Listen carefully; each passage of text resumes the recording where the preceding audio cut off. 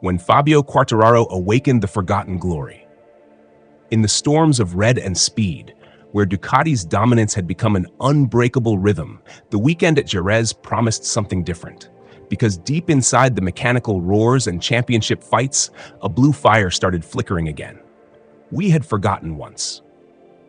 We forgot the days when Yamaha and Honda ruled everything, and Ducati was just another color in the field. We forgot when riders like Valentino Rossi, Jorge Lorenzo, Dani Pedrosa, and Marc Marquez alone could turn races into wars of legends. Today, Ducati holds the sword, and every challenger is merely looking for cracks. Yet, from the forgotten pages, a familiar name screamed once again: Fabio Quartararo, the Frenchman, the showman, the artist of bravery.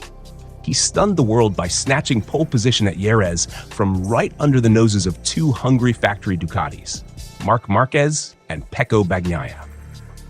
Fabio Quartararo, after 3 long years, after pain, frustration, mechanical betrayals, and a crumbling Yamaha project, was back on top for a qualifying session.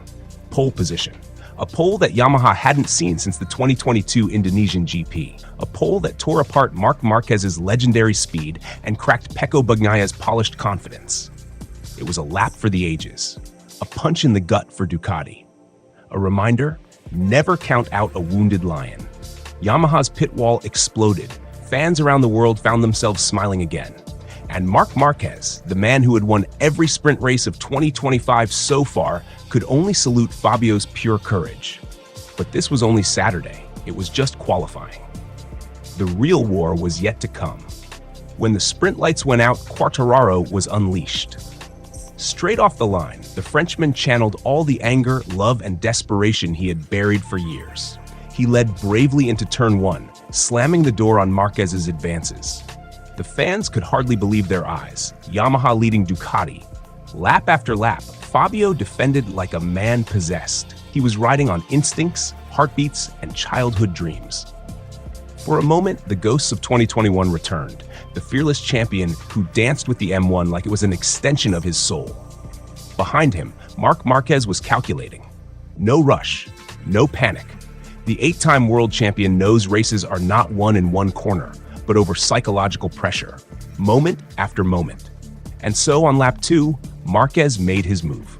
He tucked the Ducati into Fabio's slipstream down the back straight, unleashed the horsepower, and slashed alongside him.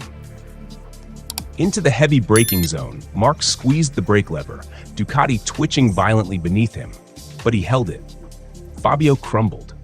Not because of fear, because of physics. The Yamaha couldn't match the Ducati's stability under hard braking.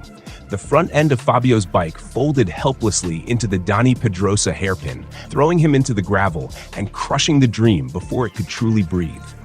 He sat there in the gravel trap for a moment, helmet tilted toward the sky, a mixture of anger, pain, pride. With Fabio out, Marc Marquez unleashed hell. No mercy, no kindness. Immediately, he opened a 1/10 gap to the chasing pack, led by his younger brother Alex Marquez and the 2-time world champion Pecco Bagnaia. Each lap was a painting of domination, late-braking surgical precision, acceleration so brutal it looked like the rear tire would snap, corner entries defying physics.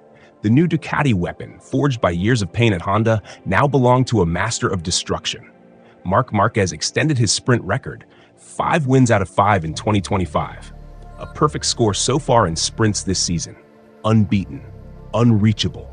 And in the background, Pecco Bagnaia, Mr. Consistency, the 2-time world champion, crossed the line 3rd behind Alex Marquez. Solid. Professional.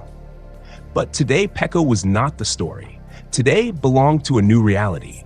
Marc Marquez is now the king of Ducati. Sure, Fabio crashed. Sure, he threw away what could have been Yamaha's first real victory shot since 2021. But if you really watched closely, you could see something else: hope.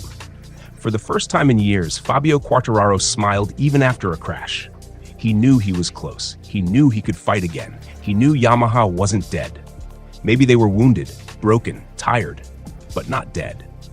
As the sun set on Jerez, the championship fight started sharpening into 3 layers. Marc Marquez, the unstoppable force. The move to Ducati didn't slow him, it unleashed him.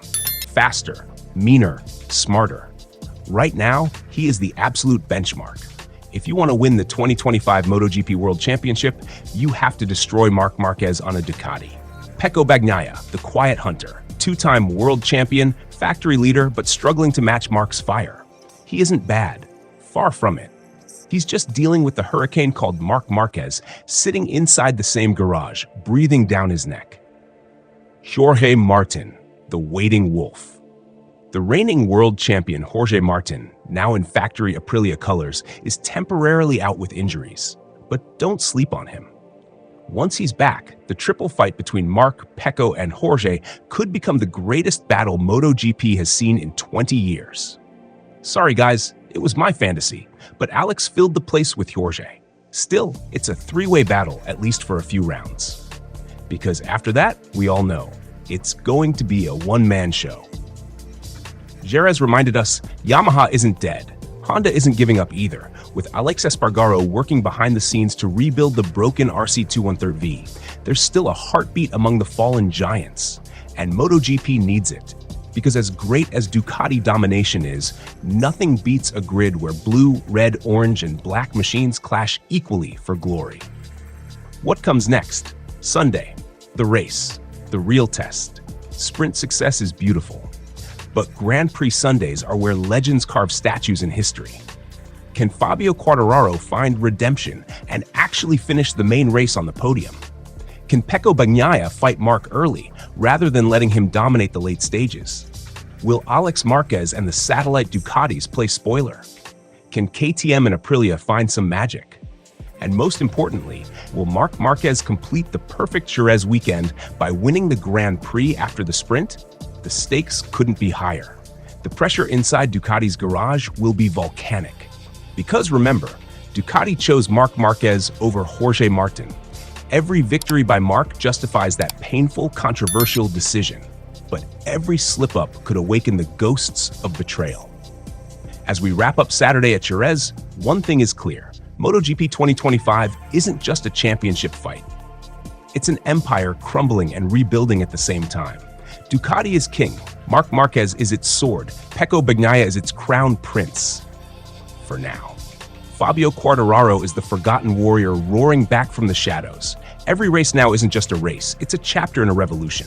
The future isn't written yet. It's being fought one corner, one brake marker, one heartbreak at a time.